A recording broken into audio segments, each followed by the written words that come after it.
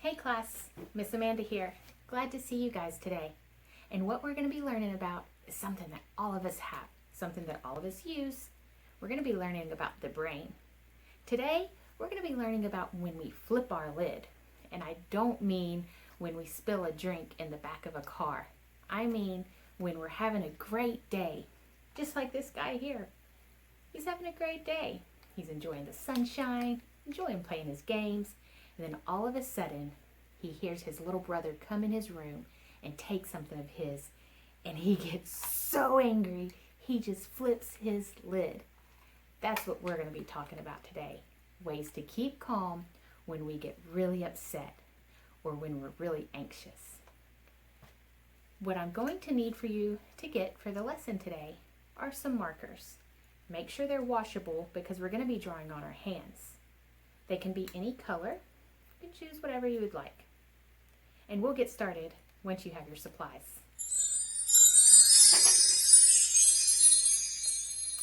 Okay, so here we go. The first part in understanding our brain is to understand how it even developed in the first place. So when we're born and we're in our mom's tummy, we all start off really small. And what starts to develop is our spinal cord. You can touch your spinal cord right in the back. And then our brainstem develops.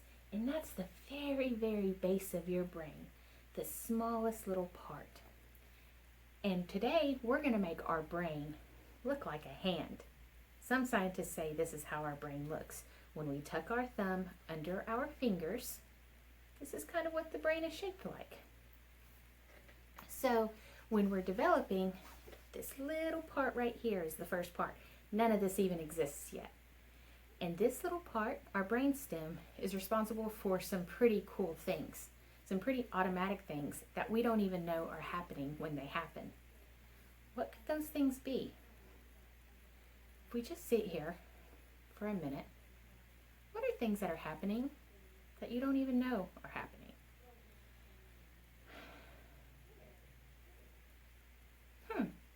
We're blinking. Yeah. We're breathing. We don't have to tell ourselves to breathe. There's something else happening inside your body too. Your heart's beating. Oh, our temperature. We don't tell our body to be 98.6 degrees, but that's what it is. So I want you to grab your first marker, and you can use all the colors if you want. And I want us to draw on our wrist right here, our brainstem, the things that just happen automatically. So one of the first things I'm going to draw is 98.6 to remind me that my temperature stays the same. It's not something I have to think about. What are some things that you're going to draw? I'll give you a few seconds to decide. You can draw a heart. You can draw whatever you want.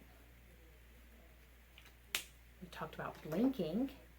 Maybe we can draw a set of eyes.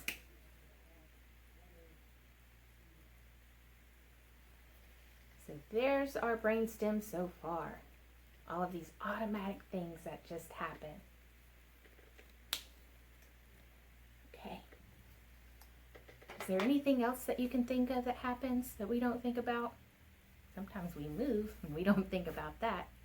So if you want to draw that, you can too. So then, as we develop, something else happens. We're going to call this today our downstairs brain. It's the next part of the brain that develops. And this is also sometimes called the caveman brain. Now, what do you think of when you think of a caveman? I think of somebody running around, going like this, screaming, eating bugs, doing stuff that me and you normally wouldn't do. They're kind of tough to have in a classroom too.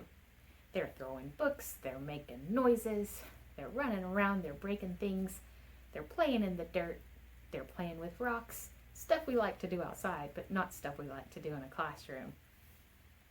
So this downstairs brain is part of our body's response that happens naturally, but happens to big emotions, such as our fight, flight, or freeze response. So here's a story. We're on a safari. And all together, maybe we're looking for lions. Well, all of a sudden, we see something that we shouldn't see. It's a dinosaur. We have 3 different things we can do right now. We can fight. I'm not going to fight this dinosaur. We can flight, which means run. I think the dinosaur is going to catch us. Or we can freeze. I think he's still going to eat us. But we're not going to think about what we need to do. Our body's just going to do one of those 3 things. Fight, flight, or freeze. That's the cool thing about this part of our brain. It keeps us safe in dangerous situations. I want you to remember that word, dangerous. Like if there was a dinosaur chasing us, or a fire in our house, or maybe somebody scary is following us. Those are dangerous situations. That's where our downstairs brain is super important. It's also in control of our big emotions. Like when this little puppy screams at his brother because his brother stole his toys. He has some anger issues sometimes. So grab some markers and let's write some of our big emotions. What I'm going to start with writing is just the word big. Once again, you can write whatever you want to on this part of your hand. I'm also going to color all of this red,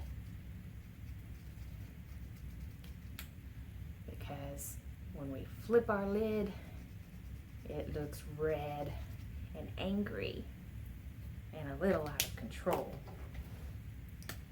We can write flight, fight, freeze, and maybe an angry face, maybe a teardrop. So here's my downstairs brain. It's pretty crazy looking, right? Well, we can't just go around all the time acting like cavemen and being angry. What are we gonna do with him? So our bodies, as they continue to develop, we created the upstairs brain. That's this part of our brain right here. This is called the emotional brain or the thinking brain. Have you ever heard of logic? It's also the logical part of our brain. It controls reasoning. So somebody comes in your room and all of a sudden your lights go out. Do you turn around and scream at the person who comes into your room? Or do you say, oh wait, there's a thunderstorm outside. Maybe the electricity went out. That's when we start to reason. Okay. So once again, draw whatever you want. I'm going to write reasoning, or just reason. This is also our learning brain, where we remember things, like 1 + 1 = 2. Okay. Also, time management. It's 7:55 and class starts at 8. You wake up and you say, I have 5 minutes to get on my computer to start class. Are you going to play some Fortnite and then go downstairs to cook your entire family pancakes? No, you're gonna get dressed, brush your teeth, turn on your computer. You're gonna do what's important. This part of your brain tells you, no time for pancakes, it's time for learning. So that's what this logical reasoning brain is. And when the logical reasoning brain is talking to us, our puppies look under control. He has this part of his brain too. Well, sometimes things happen. Like I said, sometimes we're in dangerous situations. Like maybe the house is on fire, or maybe there's a scary, scary storm outside. Or maybe people are getting sick and we're not sure what's going on, and we hear all these grown-ups talking big words. and we get scared. And sometimes our little brothers just make us really mad.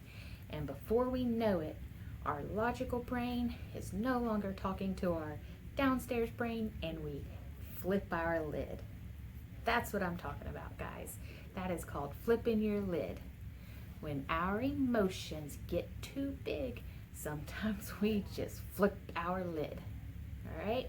Can you say that with me?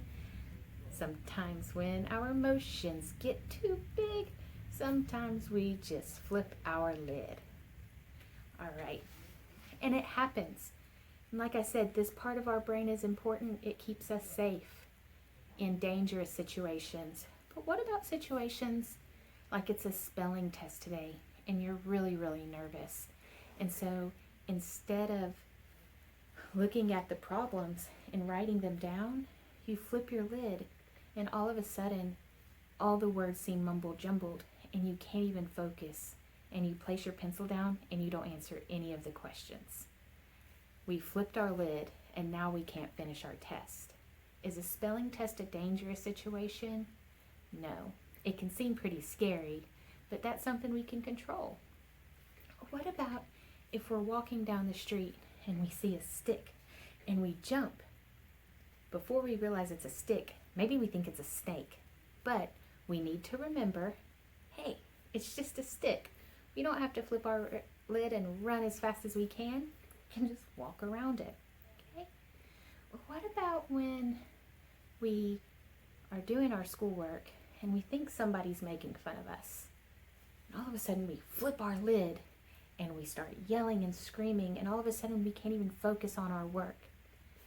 Those are times that we're not in danger, but our brain is not talking to our downstairs brain. So today, some of the things I want you to remember are ways to keep your lid down. So this can include breathing. Not the kind of breathing that's been happening this whole class, but deep breathing, making ourselves breathe.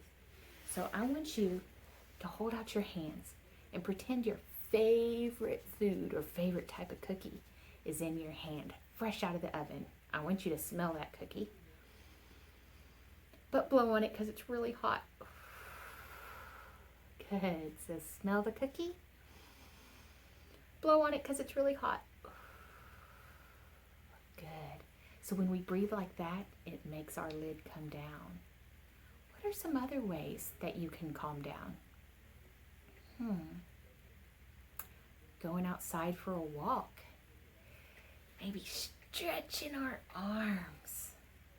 Or coloring. That's why I always love to have markers around. Maybe swinging.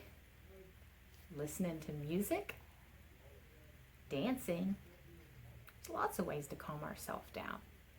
And one way that we can remember to calm down, like when we're in the classroom and we can't really dance or go run, is just to imagine our brains. We can say, okay, we're nervous right now, or we're scared, or we're really angry at that kid over there. And remember, we flipped our lid, but we need to bring it back down. And we're going to place our fingers over our thumbs. We're not going to do this, because that's a different type of fist, right? That's a fighting fist. We're going to put our fingers over our thumbs and hug our downstairs brain. It's like giving ourselves an inside hug. We're going to take some deep breaths. And we're going to realize we're in control. We're not in danger. And we're going to get through this. So I hope you guys remember this lesson about flipping your lid. And I hope you can go and teach a grown-up today what your brain looks like. Because sometimes they don't even know. And the next time you're feeling upset, scared, or mad, remember to hug that downstairs brain because you're in control. See you later, class.